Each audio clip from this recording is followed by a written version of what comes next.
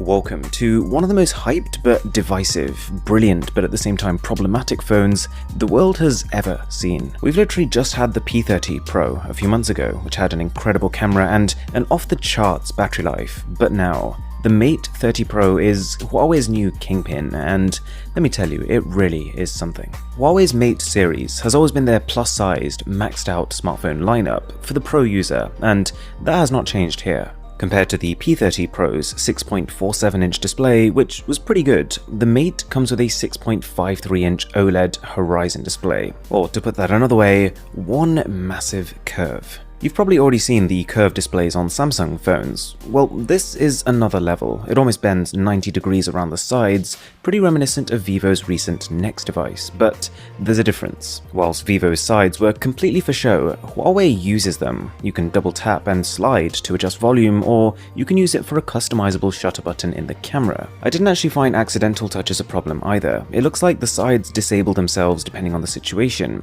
Worth noting is that the resolution has remained 1080p, which means it's not going to be as sharp as Samsung or Apple's best, but at the same time it's a massive improvement over the P30 Pros, with a completely new color rendering engine. The only notable caveat being this notch. Just when it looked like Huawei had decided to trim this protrusion down on their phones, the Mate 30 Pro has a pretty sizable thing up there. The notch is there so that it can house the sensors needed for 3D face unlocking, which should be even faster and more secure than before.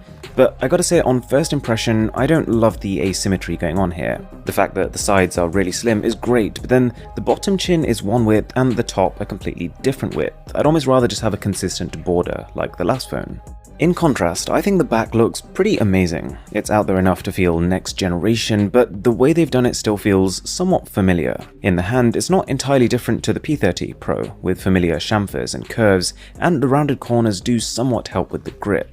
That said, you can now tell the camera has become an even more significant part of this phone's proposition, with it now dominating the entire top half, and the color options now extend further. You've got black, which is simple but effective. You've got space silver, cosmic purple, and then what I thought was really cool, emerald green. In terms of the color itself, I think I prefer the purple. It's the kind of phone I could imagine an alien race from the future using, but the green has a new coating. Its top is glossy glass, but transitions to a matte, fingerprint-resistant and anti-slip coating at the bottom. Pretty genius. This is what I want to see more of. There's also a couple of vegan leather options, which are more durable than glass, and I don't hate the way they look at all, and I can't stress what a benefit it is to not need to keep cleaning your phone every 2 minutes. Final bit of hardware to note is in terms of audio. There is no headphone jack here, and because of how the earpiece is embedded in the display, it's not loud enough to form a stereo pair, so when you're listening to music, the audio is pretty much just coming from the bottom of the phone.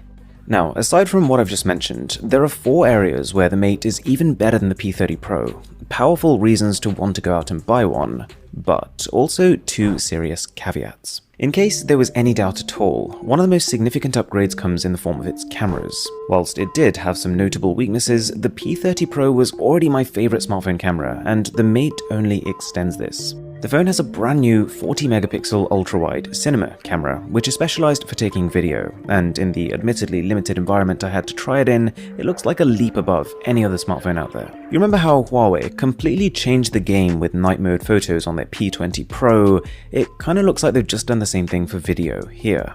This new camera means it can now also record 4K video at 60 frames per second, something that was lagging on past Huawei phones, and, this is my favorite bit, record slow motion video at 7,680 frames per second. Yeah, you heard that right. That is 8 times slower than Samsung's super slow motion video, so slow that everyday scenes literally look like static photos. And that's on top of the standard slow motion modes, which are now cleaner and sharper than before. The phone also has a new level of stabilization, which I'm really curious to test against the new iPhones. You might remember the P30 Pro's 5x optical zoom camera. It made headlines, it was revolutionary, but at the same time, Huawei must have decided that the sacrifices weren't worth it here, because the Mate sticks to 3x. Number 2, you might well know that Huawei is one of the only companies that makes its own chips to power its own smartphones. Well, the Mate 30 Pro is their first phone ever to use the Kirin 990. The actual performance gain is going to depend a lot on the scenario you're in, but to give you an idea, the 10 graphics cores we had before have been bumped up to 16, and the CPU itself has been overclocked. Also worth noting is that the 5G version of this phone will have a slightly different, even faster version of this chip, which has 5G built into it. Number 3, I'm weirdly excited about this phone's battery, especially after seeing how their last phone could last 2 full days with medium usage. This new device takes the 4200 mAh we had before and ups it to 4500, and combined with the ever more aggressive battery management of their new software, I've got high hopes, but we shall see in a detailed battery test soon. The Mate has the same 40-watt supercharging as before, but now brings 27-watt superfast wireless charging too, with a whole suite of accessories to take advantage of it. And I get it, in a lot of senses wireless charging is old news, but with that amount of power, this has got the potential to be as fast as many phones' wired solutions. Now, the last main advantage is that security has been bolstered. The fingerprint scanner in the display has been upgraded, and the face scanning faster than before. Plus, that new notch actually hides a gesture sensor, which lets you do crazy stuff like this. I really don't know why. Okay, that's all well and good, but 2 main issues. Let's start by talking about the elephant in the room. You've probably heard of the US ban. Everyone was talking about it a few months ago, but even though the conversation has died down, the implications very much remain. So, to answer one question, yes, this phone is running Android 10 to be exact, and with MUI 10 on top of that, it's as aesthetically slick as ever, with polished animations and improved performance. The camera app has been overhauled, having ditched the Leica-style font and interface in exchange for something far cleaner, and I also like the new status bar, which has a transparency layer for that extra touch of minimalism. But there's no Google Play Store, and in fact, no Google services at all. Here's what I think is happening. Huawei wants to and is planning to launch the phone in Europe, otherwise they wouldn't have given us a European price like this, but I think they've not actually set an official date in the hopes that Google Play services arrive soon.